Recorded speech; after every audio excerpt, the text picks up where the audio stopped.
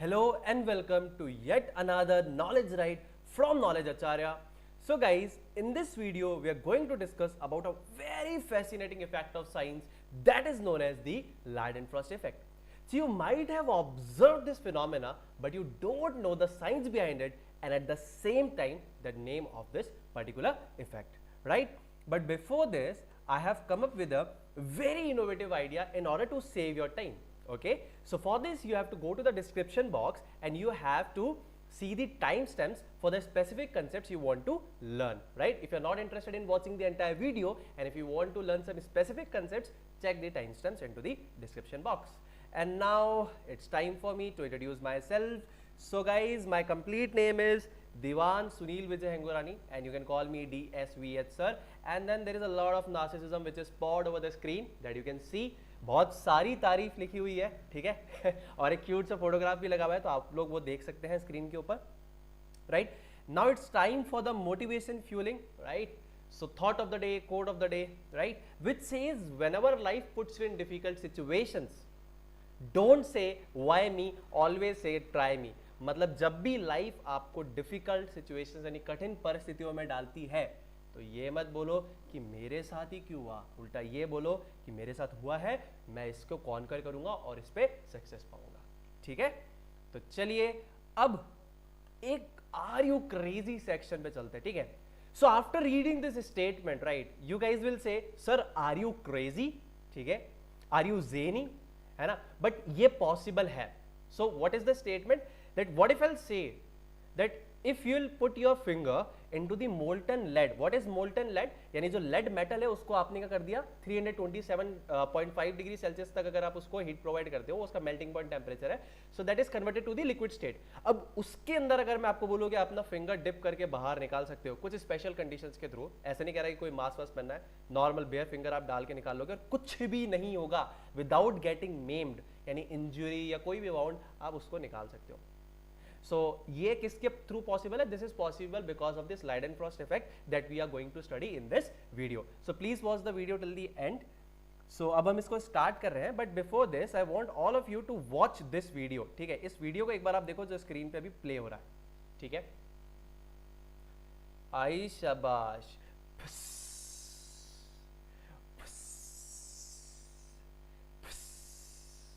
तो ये क्या हो रहा है सर, इसके बारे में प्लीज आप हमें बताओ कि यहां पर क्या हो रहा है. ठीक है, सो अभी हमने देखा कि जो वाटर था मेरा, ये क्या है, एक तरीके से बच्चों एक फेज ट्रांजिशन प्रोसेस है. ठीक है, क्या है? फेज ट्रांजिशन प्रोसेस, जिसमें जो वाटर था वो हीट करने पे मेरा किस में कन्वर्ट हो गया? स्टीम में कन्वर्ट हो गया.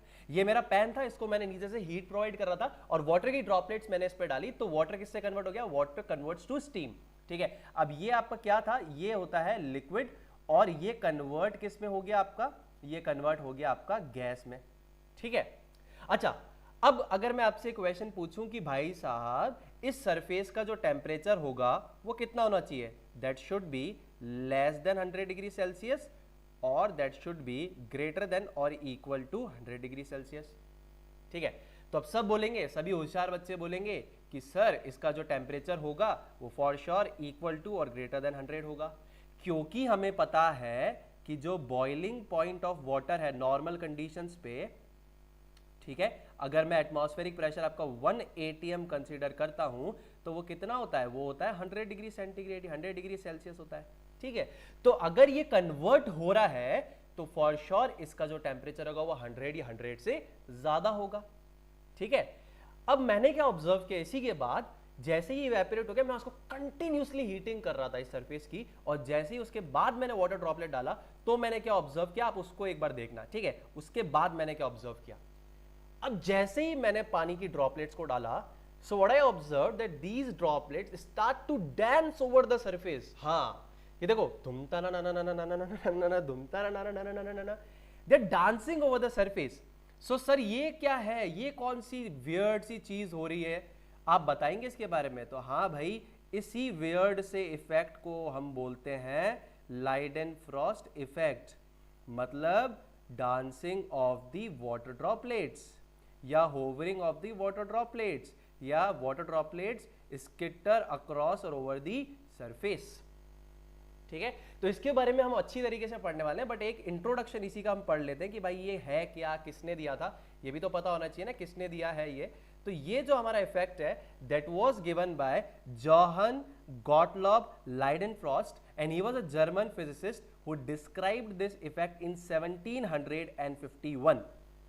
इस ईयर में इन्होंने इस फिनोमेना को डिस्क्राइब किया था, ठीक है। अब इसकी डेफिनेशन अगर आप पढ़ोगे तो बहुत ही आपको कॉम्प्लेक्स लगेगा, it will be very abstruse for you to understand this part, so I will tone it down, I will explain it to you, then you can read this definition, ठीक है। तो अब इसके पीछे का जो भी पूरा साइंस है वो मैं आपको यहां पर समझाने वाला हूं कि इसके पीछे ऐसा क्या है कि ये इस तरीके से बिहेव करती है वाटर ड्रॉपलेट्स, ठीक है। तो मान लो कि ये मेरा क्या है, वो मेटल सरफेस है, ठीक है, वो फ्राइंग पैन का सरफेस है, ठीक है।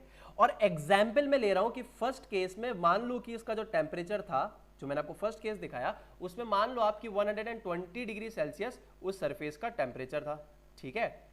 अब मान लो ये आपका वाटर ड्रॉपलेट है, ठीक है, ये ऐसे ऐसे सरफेस पे आके गिर रहा है, ठीक है। मान लो जैसे ही ये सरफेस से कांटेक्ट करेगा तो इस सरफेस से, हॉट सरफेस से, इस पे क्या होगा, हीट ट्रांसफर होना स्टार्ट हो जाएगा, ठीक है। और हीट ट्रांसफर अगर होना स्टार्ट हो जाएगा तो ये हमारी वाटर ड्रॉपलेट किस में कन्वर्ट हो जाएगी, ये हमारी वाटर ड्रॉपलेट कन्वर्ट हो जाएगी स्टीम में, ठीक है। बट अगर जैसे ही मैंने टेम्परेचर को प्रिसाइसली अगर बोलूं 193 डिग्री सेंटीग्रेड और अबव दिस, अगर इस मेटल सरफेस का टेम्परेचर 193 डिग्री सेंटीग्रेड हो गया या उससे ज्यादा हो गया, तो ये अगर आपका वाटर ड्रॉपलेट यहां से ऐसे गिर रहा है, ठीक है। अब ये जो लोअर सरफेस है इस वाटर ड्रॉपलेट का, ठीक है, क्या होगा उसके साथ, जैसे ही ये सरफेस से कांटेक्ट बनाएगा तो ये फटाफट स्टीम में कन्वर्ट हो जाएगा और रेस्ट इसका जो रिमेनिंग पार्ट है वो लिक्विड में ही रहेगा। अच्छा, यहां तक बात समझ में आ रही है ना, लिक्विड स्टेट है नहीं, ये वाटर में ही रहेगा और ये वाला पार्ट आपका किस में कन्वर्ट हो गया, ये आपका पार्ट स्टीम में कन्वर्ट हो गया है। ये बहुत इंस्टेंटली स्टीम में कन्वर्ट हो जाता है, ठीक है। तो अब इस इफेक्ट के चक्कर में होता क्या है कि जैसे ही ये कन्वर्ट हो जाता है ना, तो अब देखो इसके पीछे मैं आपको एक और चीज समझाता हूं कि जो थर्मल कंडक्टिविटी है, अब ये क्या है सर नई चीज, thermal conductivity, it is nothing but the, you can say it's a measure of any substance to conduct the heat, ठीक है। तो वो जो थर्मल कंडक्टिविटी वो स्टीम की लो है, क्यों लो है, क्योंकि भाई हमको पता है कि इसके जो मॉलिक्यूल्स होते हैं वो बहुत दूर दूर होते हैं, तो हीट ट्रांसफर में क्या लगेगा, टाइम ज्यादा लगेगा, है ना, कंडक्शन प्लस फ्लूइड मोशन, उसी के थ्रू यहाँ पे हीट ट्रांसफर होगा। तो आप अभी बस इस पे ध्यान दो कि इसका थर्मल कंडक्टिविटी यानी जो हीट ट्रांसफर ये करेगा वो बहुत लो है, क्योंकि जो मॉलिक्यूल्स है उसके बीच में डिस्टेंस ज्यादा होगा, ठीक है। लिक्विड्स में मॉलिक्यूल्स के बीच में डिस्टेंस थोड़ा कम होगा और सॉलिड्स में और कम होगा, तो हीट ट्रांसफर सॉलिड्स में फास्ट होगा as compare to liquids and gases, ठीक है। अब यहाँ पे स्टीम है, गैस फॉर्म है, तो जो हीट ट्रांसफर ये हॉट सरफेस और इस लिक्विड पे होना है, ये वाया स्टीम ही होगा ना, आप बात समझ रहे हो, वाया स्टीम ये हीट ट्रांसफर होगा। अब स्टीम में हीट ट्रांसफर जो थर्मल कंडक्टिविटी है वो क्या है, लो है, तो जो रेट ऑफ बॉइलिंग होगा यानी जो बॉइल होने का रेट है विद टाइम, वो कितना कन्वर्ट हो रहा है स्टीम में, वो रेट ऑफ बॉइलिंग क्या हो जाएगा, डिक्रीज हो जाएगा। सो इट्स नॉट लाइक कि लाइडेनफ्रॉस्ट इफेक्ट में ड्रॉपलेट बॉइल नहीं होगी या इसका स्टेट चेंज नहीं होगा, but it won't be that instantaneous और it won't be that much rapid, ठीक है। अच्छा, ये तो पहली चीज है। दूसरा क्या है कि जो स्टीम है ये इस पे प्रेशर अप्लाई करती है, जिस चक्कर में ये सरफेस पे क्या करती है, होवर करती है या इट स्किटर्स अक्रॉस द सरफेस, ठीक है। तो ये दो चीजें, पहला तो रेट ऑफ बॉइलिंग कम हो जाता है और दूसरा स्टीम उसको क्या करती है, प्रेशर अप्लाई करती है, जिस चक्कर में वो सरफेस के ऊपर क्या करने लग जाता है, झूलने लग जाता है, घूमने लग जाता है, ठीक है। अच्छा, अब पानी के लिए तो सर ये लाइडेनफ्रॉस्ट टेम्परेचर कितना है, 193 डिग्री सेल्सियस और above this, her particular liquid के लिए टेम्परेचर अलग होगा, यानी आपने जो अपना मेटल सरफेस है उसको इतना टेम्परेचर अगर उसका होगा तो ये लिक्विड लाइडेनफ्रॉस्ट इफेक्ट शो करेगा, ठीक है। अच्छा, अब कौन कौन से फैक्टर्स पे सर ये लाइडेनफ्रॉस्ट पॉइंट या ये लाइडेनफ्रॉस्ट टेम्परेचर डिपेंड करता है, क्या आप वो बता सकते हो, तो बिल्कुल बता सकते हैं भाई जी। देखो, ये लाइडेनफ्रॉस्ट पॉइंट या लाइडेनफ्रॉस्ट टेम्परेचर, ठीक है, वाटर के केस में कितना है, 193 डिग्री सेल्सियस या फिर 379 डिग्री फ़ारेनहाइट, इतना ये है वैल्यू, ठीक है। अच्छा, ये लाइडेनफ्रॉस्ट पॉइंट टेम्परेचर वाटर के लिए है, लेकिन ये कुछ फैक्टर्स पे डिपेंड करता है। पहला तो सरफेस ऑफ मेटल पे डिपेंड करता है ये, ठीक है, और दूसरा ये डिपेंड करता है इंप्योरिटीज इन वाटर, ठीक है, इम्प्योरिटीज इन वाटर पे भी बहुत ज्यादा डिपेंड करेगा इसका लाइडेनफ्रॉस्ट पॉइंट या टेम्परेचर, और सरफेस ऑफ मेटल पे भी बहुत ज्यादा डिपेंडेंट होगा, क्योंकि सरफेस पे अगर मान लो आपके ग्रूव्स है, कोई सरफेस प्लेन होगा, किसी पे ग्रूव्स होंगे, तो उस चीज पे भी ये डिपेंडेंट होगा। अच्छा, ये तो हमारा था लाइडेनफ्रॉस्ट इफेक्ट और किस किस फैक्टर्स पे वो डिपेंड करता है। अब सर आपने बोला मोल्टन लेड से आप निकाल सकते हो अपनी उंगली, तो वो कैसे होगा वो मैं आपको बताता हूं। मान लो कि ये आपका बीकर था जिसमें आपके पास ये मोल्टन लेड पड़ा हुआ है, ठीक है, ये क्या है, मोल्टन लेड है आपके पास, मोल्टन लेड यानी ये पीबी, ठीक है। अब आपकी ये फिंगर है, ठीक है, दिस इज योर फिंगर, है ना। तो आपको क्या करना है, इसको फटाफट आप क्या करोगे, पानी में डिप कर लो, ठीक है। पानी में डिप कर लेंगे तो क्या हो जाएगा, यहाँ पे वाटर का एक लेयर आ जाएगा हमारे पास, ठीक है, वाटर का एक लेयर आ गया।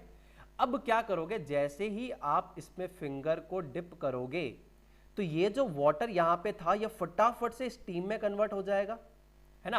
और ये जो स्टीम में कन्वर्ट हो जाएगा तो हमको पता है कि स्टीम का थर्मल कंडक्टिविटी लो है, इसीलिए हीट ट्रांसफर में टाइम लगेगा। मोल्टन लेड से आपके फिंगर तक हीट को आने में टाइम लगेगा, बट आपको ये नहीं करना कि बहुत देर तक आपने फिंगर रख दी, नहीं तो वो स्टीम उड़ जाएगी और आपका उंगली जो है वो जल जाएगा। तो आपने डाल के और एकदम फटाफट उसको निकाल लेना है, आपके हाथ को कोई भी डैमेज या उंगली को कोई भी डैमेज नहीं पहुंचेगा, ठीक है। तो यही है लाइडेनफ्रॉस्ट इफेक्ट, पर इसको घर पे ट्राई नहीं करना है। अब मेरी आप लोगों से रिक्वेस्ट है कि if you have really liked the video my dear kids, please do like my channel, please comment over my video and share your feedback that you like the video or not, or on which parts I have to improve, right? And if you have any queries, please do comment. I will resolve all your queries into the comment section. At the same time, please share this video with your friends, okay? And don't forget to turn on these, don't forget to tap over this bell wala part, bell icon, because if you will press over it and whenever I post a video, you will get the notification for the same. And do follow me, do love me, please spread love, and thanks a ton for watching this video.